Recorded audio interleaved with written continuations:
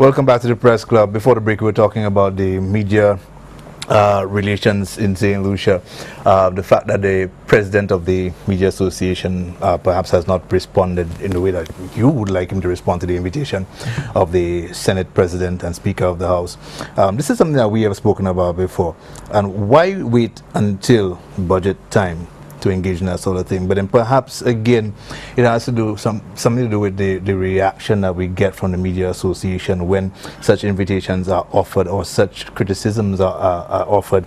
Look at the DPP situation. Rather than see it as an opportunity for the membership of the Media Association to improve their craft, it was seen as a confrontation, an attack on the media. I think we need to get away from that sort of thing and embrace these opportunities to train and to improve ourselves. And I think that perhaps is also contributing, as I said to one of our colleagues this week, to this sense self-censorship. Of self-censorship. And self-censorship, let me tell you, I wrote this in an article on the issue as well. No consummate journalist. Self-censorship is the worst thing any consummate journalist, consummate professional would want to get engaged in. That is something we have to not just be aware of, but try our best never to censor ourselves. And that's the difference, I think, between reporting and journalism. I think in your description of our approach to the budget, in terms of reporting the budget, reporting the events, we report, but nothing is being done, or not enough is being done to prepare us for those events. Now, these are events we know coming every year. Look at the budget, the throne speech. The throne speech was also... That's something that you raised many times before. The throne speech was delivered, and there again in that throne speech, I was able to do 12 stories out of that throne speech in terms of announcements of things that had not been said. It's because I know where to look, and I'm reading it as a statement of government intent. So I'm looking for the stories. But historically, throne speeches have been treated prior to this Governor General, and apparently to regretfully, it still exists, where throne speeches, I spoke to a gentleman who is a media commentator and very much in the media, not a politician, not anybody who we could brand in any way. And I said to him, boy, I noticed the Governor General says that she's issuing a call on talk show hosts and the online media to be careful during the election, etc. And he said, oh, yeah, but it's not she write that. And that was the response. That, and I think generally it shows that, unfortunately, we tend to ignore the throne speech to such an extent that we lose the stories.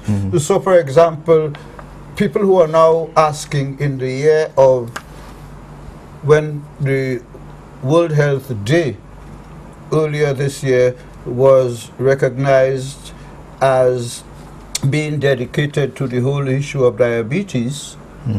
I mean, we have from 2006 been designated the diabetic capital of the world. It is 10 years now. And the World Health Organization is now focusing on diabetes. To what extent have we as a press, like I've said before, were we prepared for that? Have we done anything since that to take advantage or to encourage the health authorities to take advantage of the fact that as the diabetic capital of the world, we have a whole year, of diabetes year to make our case? Now, those of us who don't pay attention to the throne speech will not know that a year ago, the Governor General indicated that there was legislative intent to make that diabetes center become a reality. 1 year later, have we had any reports? I've been told that the legislation has been presented in Parliament, has been discussed, and has been approved. Have we read that anywhere? Have we heard that anywhere? To what extent? So I'm saying we tend to ignore the issues. Take, for example, on Saturday last week, Laverne Spencer became the #1 high jumper in the world. She jumped so high last Saturday in the United States in a competition that she got to rank equal, share #1 with somebody else. That made the back page. It made only sports news. Right. Because back page is normally sports. It only made sports news. Now, that's a big thing for St. Lucia. It shouldn't only be sports. When Darren Sammy led the West Indies to the victory in India, that was not just sports. True.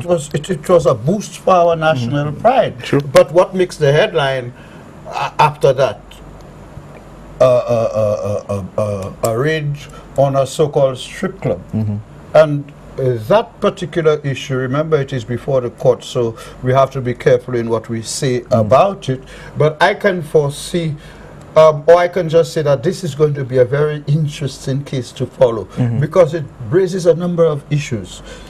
Our interpretation of businesses is there's something called a strip club. Were the people arrested engaging in prostitution? We got a news item that says that they were earlier charged with prostitution, but that charge was dropped and replaced with working without a permit. Now, at least 6 issues come up here. One, our definition of sex for pay. Is it prostitution or sex work as being a recognized form of employment and income?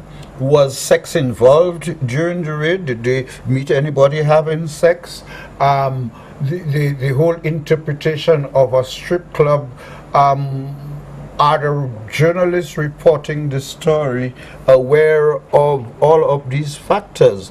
Does a Dominican, as a fellow CARICOM citizen, require a work permit to work in St. Lucia?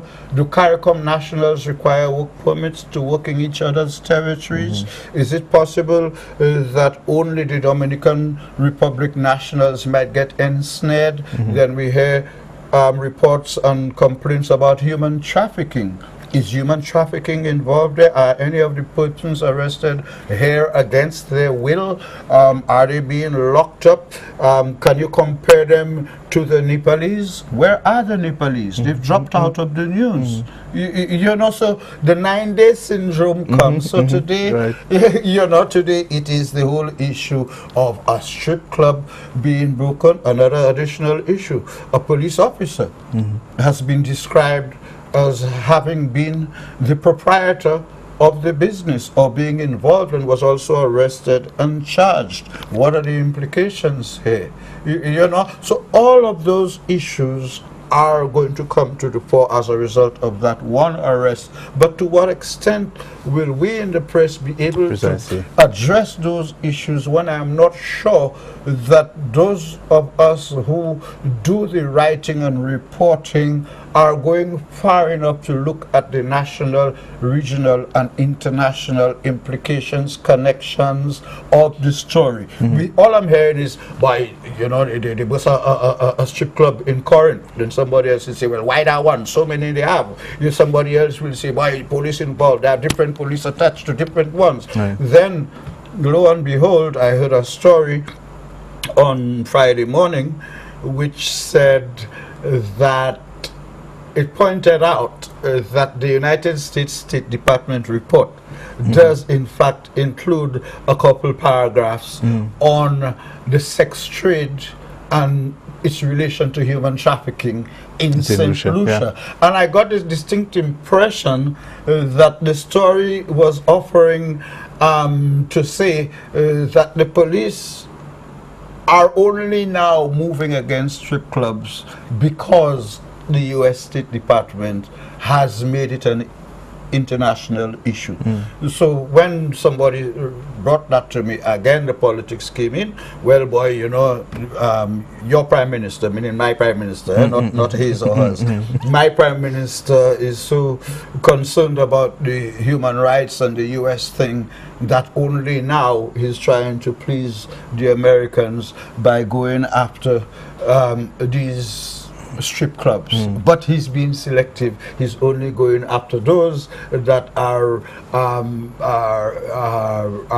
involving foreigners because he's protecting the locals in the trade. I thought it was those who only patronized by opposition supporters. You're watching the Press Club. With you for a break. We'll be right back.